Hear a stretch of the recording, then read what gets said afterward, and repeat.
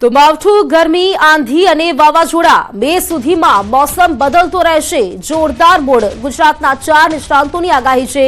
એક સાથે મે સુધીની મોટી 4 આગાહી એક સાથે કરવામાં આવી છે. જો આજથી 3 એપ્રિલ સુધી ગુજરાતમાં માવઠાની આગાહી છે તો 10 એપ્રિલથી મધ્ય ગુજરાત તપવા લાગશે. સિઝનની ખરી ગરમી તો એપ્રિલમાં જ અનુભવવાની છે.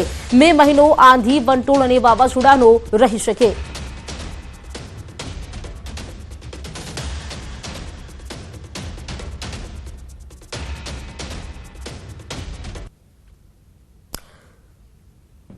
તો માવઠું, ગરમી, આંધી માટે તૈયાર રહેજો. 4 દિવસ સુધીની આજે આગાહી છે. 1 એપ્રિલની વાત કરીએ, ત્યારબાદ અહીં વાત કરીએ તો 1 એપ્રિલમાં પણ અનેક જિલ્લાઓ છે જ્યાં વરસાદ પડી શકે છે. 2 એપ્રિલે અરવલ્લી છે, મહીસાગર છે, દાહોદ છે અને 3 એપ્રિલે પંચમહાલ, દાહોદ, છોટા ઉદેપુર, નર્મદા અને તાપીમાં પણ વરસાદ પડી શકે છે. તો આ તરફ આજની આગાહીની વાત કરીએ, નર્મદા, તાપી, ડાંગ આ જે જિલ્લાઓ છે ત્યાં આજે માવઠું પડી શકે છે. અને સાથે જ 1 એપ્રિલ એટલે કે ડાંગ, નવસારી, વલસાડ, તાપી, ગીર સોમનાથ, દાદરાનગર હવેલી અહીં પણ ક્યાંક માવઠું પડી શકે છે તેવી આગાહી કરવામાં આવી છે.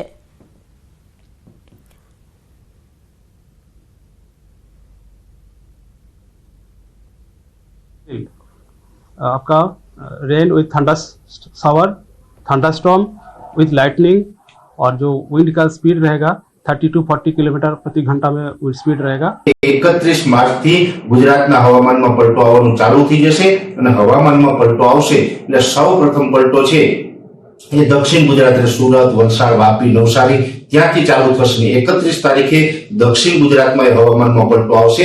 પછી 1 તારીખથી 1 એપ્રિલથી લઈ અને 5 એપ્રિલ સુધી સૌરાષ્ટ્ર, કચ્છ હોય, ઉત્તર ગુજરાતના છૂટાછવાયા વિસ્તાર હોય અને મધ્ય ગુજરાતના છૂટાછવાયા વિસ્તાર, એમ ઉત્તર ગુજરાતના છૂટાછવાયા વિસ્તાર, સૌરાષ્ટ્ર, કચ્છ અને દક્ષિણ ગુજરાત એમ મોટો એરિયો છે એની અંદર હવામાનમાં પલટો આવશે. અનેક જગ્યાએ કાટા વાદળો છવાશે અને વાદળોની સાથે સાથે છૂટાછવાયા વિસ્તારોની અંદર માવઠાના ઝાપટા પણ સંભવ છે. એટલું કહી શકાય કે 31 માર્ચ 2025 થી લઈ અને 5 એપ્રિલ 2025 દરમિયાન રાજ્યના હવામાનમાં પલટો પણ આવશે અને છૂટાછવાયા માવઠાના ઝાપટા પડે, વરસાદ પડે તેવી પણ શક્યતાઓ છે. હવે એપ્રિલ માસમાં હવામાનમાં મોટા પલટા આવશે. એપ્રિલની શરૂઆતથી ગરમી પડવાની શક્યતા રહેશે. 10મી એપ્રિલ સુધીમાં મધ્ય ગુજરાતમાં 43 ડિગ્રી સેલ્સિયસ જેટલું મહત્તમ તાપમાન થવાની શક્યતા રહેશે. ઉત્તર ગુજરાત, પૂર્વ ગુજરાત, સાબરકાંઠા, કચ્છના ભાગોમાં પણ 41 ડિગ્રી સેલ્સિયસ જેવું રહેવાનું મહત્તમ તાપમાન થવાની શક્યતા રહેશે. રાજકોટના ભાગમાં, ઉત્તર સૌરાષ્ટ્રના ભાગમાં, સુરેન્દ્રનગરના ભાગમાં પણ મહત્તમ તાપમાન 41 ડિગ્રી સેલ્સિયસ જેવું રહેવાની શક્યતા રહે. જૂનાગઢના ભાગોમાં પણ મહત્તમ તાપમાન 41 ડિગ્રી સેલ્સિયસની શક્યતા રહે. જૂનાગઢ, બોટાદ, ભાવનગર, અમરેલી વગેરે ભાગોમાં ગરમી પડે. દક્ષિણ ગુજરાતના ભાગોમાં પણ ગરમી પડવાની શક્યતા રહેશે. આ વર્ષે ચોમાસું અને ઘણું સારું જાય એવું અમારા સૌરાષ્ટ્રમાં અનુમાન છે અને પાછળ પણ વરસાદ થશે. આ વર્ષે 27 નક્ષત્રોમાં અંદર આદ્રા નક્ષત્રમાં પણ વરસાદ સારો થશે. અત્યારે જે આપણે માવઠાના આગાહી તારીખ માત્ર 12/4 છે અને 25/4 છે એપ્રિલમાં અને મે મહિનામાં પણ માવઠારૂપી વરસાદ થશે. 11/5 થી 22/5 કૃતિકા નક્ષત્રમાં વરસાદ થાય તો વર્ષ 16 વરસાદ થશે. તારીખ 31/5 થી 2/6 અંદર રોહિણી નક્ષત્ર બેસે. તેમાં અતિ ભારે ગરમી પડવાથી ક્યાંક અમુક જગ્યાએ વાવાઝોડા થવાની શક્યતા રહેશે. આ વર્ષે ખેડૂત માટે એક સફેદ વસ્તુ મોંઘી થશે. જે સફેદ કપાસ, ડુંગળી, લસણ એનું કારણ કે ભગલી વાક્યની અંદર મા સુદની અંદર આવા દિવસના નક્ષત્ર હોય. આ વર્ષે અતિ ભારે ગરમી પડશે, પવનનું જોર વધારે રહેશે. તો આગાહી વચ્ચે સુરતના વાતાવરણમાં પલટો આવ્યો છે. સુરતમાં વહેલી સવારથી જ વાદળછાયું વાતાવરણ જોવા મળી રહ્યું છે. દક્ષિણ ગુજરાતમાં આજે માવઠાની આગાહી કરવામાં આવી છે ત્યારે હવે આગાહી વચ્ચે સુરતના વાતાવરણમાં પણ પલટો જોવા મળ્યો.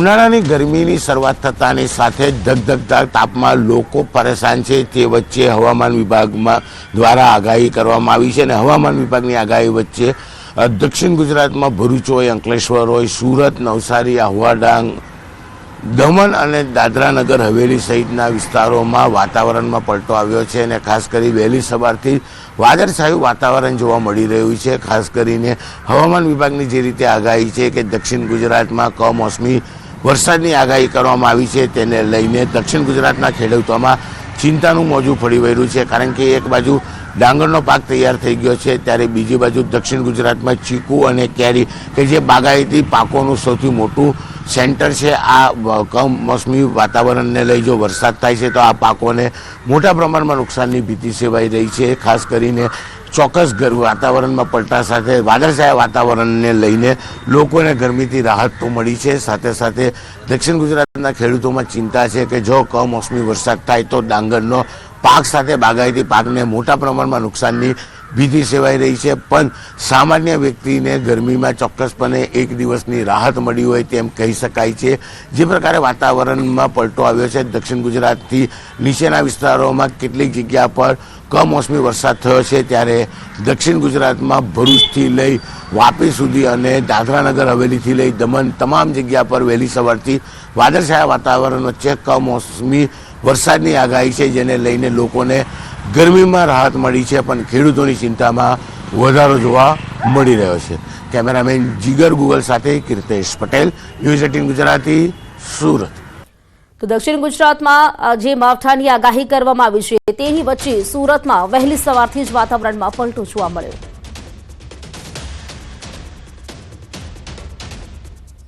વાત કરીએ સમાચારની. વડોદરામાં વાઘોડિયા બજારમાં આગની ઘટના બની છે. જનરલ સ્ટોરમાં અચાનક આગ લાગી ઉઠી હોવાનું સામે આવ્યું. ફાયર વિભાગે આગ પર કાબુ મેળવ્યો છે. સ્ટોરમાં રહેલો માલ સામાન પણ બળીને ખાખ થઈ ગયો. ઇરાદાપૂર્વક આગ લગાડી હોવાની આશંકા સેવાઈ રહી છે. એક શંકાસ્પદ વ્યક્તિને સ્થાનિકોએ ઝડપી પાડ્યો છે. વડોદરામાં સ્ટોરમાં રહેલો આ માલ સામાન છે તે બળીને ખાખ થઈ ગયો છે. જાણકારી સાથે સંવાદદાતા હાર્દિક દીક્ષિત જોડાઈ ગયા છે. હાર્દિક, આગની ઘટના બની છે, અત્યારે સ્થિતિ કેવી છે? બિલકુલ તો સમગ્ર મામલે વાત કરીએ તો વાઘોડિયા તાલુકામાં આજે દુકાન પર આગની ઘટના બની. ત્યાં હાલ સીસીટીવી તો નથી, પરંતુ ઉનાળાની શરૂઆત થતાની સાથે આગના અનેક બનાવ સામે આવતા હોય છે. પરંતુ વાઘોડિયામાં ગઈકાલે રાત્રે જે આગ લાગી છે તે અનેક શંકાઓ જે છે તે ઉપજાવી રહી છે. દુકાનના જે માલિક છે તેમના દ્વારા કહેવામાં આવી રહ્યું છે કે વાઘોડિયા તાલુકામાં તસ્કરોનો ત્રાસ વધી ગયો છે અને ગઈકાલે રાતે લગભગ 3 જેટલા શખ્સો જે છે તે ચોરી કરવાના ઈરાદેથી આવ્યા હતા અને ત્યારબાદ તેમના દ્વારા આગ લગાડવામાં આવી હતી. ત્યારે સમગ્ર મામલે જે છે તે ફાયર બ્રિગેડ દ્વારા જે આગ પર કાબુ મેળવવાનો પ્રયત્ન કરવામાં આવ્યો હતો. આગ પર વહેલી સવારે કાબુ મેળવવા અને વાઘોડિયા પોલીસે જે કાયદેસરની કાર્યવાહી છે તે હાથ ધરી છે. બીજી વાત કરીએ તો ગઈકાલે રાત્રે જ્યારે આગ લાગી ત્યારે અફરાતફરીનો માહોલ સર્જાયો હતો અને જે આસપાસ રહેલા લોકો છે તેમના દ્વારા ફાયર બ્રિગેડની મદદ લેવામાં આવી અને સ્થાનિક લોકો ફાયર બ્રિગેડ બંને સાથે મળીને આગોની આ જે ઘટના બની હતી તેના પર કાબુ મેળવ્યો હતો.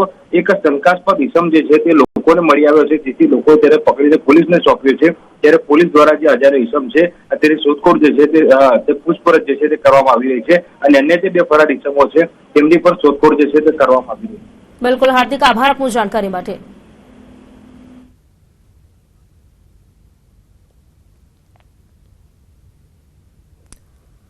તો આ તરફ વાત કરીએ વલસાડના તિથલના દરિયા કિનારે આવેલા સાંઈબાબા મંદિર બહાર એક ઝાડમાં આગ લાગી ઉઠી. મંદિરના ગેટની બહાર આવેલા નાળિયેરીના ઝાડમાં આગ લાગતા લોકોના ટોળા જોવા મળ્યા હતા. ઝાડની ટોચ પર આગ દેખાતા લોકોએ ફાયર બ્રિગેડને જાણ કરી હતી. બનાવની જાણ થતાં જ વલસાડ ફાયર બ્રિગેડની ટીમ સ્થળ પર પહોંચી હતી અને આગ પર કાબુ મેળવવા માટેના પ્રયાસ કર્યા હતા. જોકે નાળિયેરીના ઊંચા તોતિંગ ઝાડની ટોચ પર આગ લાગી હોવાથી ફાયર વિભાગને પણ ભારે જહેમત ઉઠાવવી પડી હતી. ઝાડ નીચેથી પસાર થતી હાઈ ટેન્શન વીજ વાયરને કારણે આગ લાગી હોવાનું અનુમાન છે.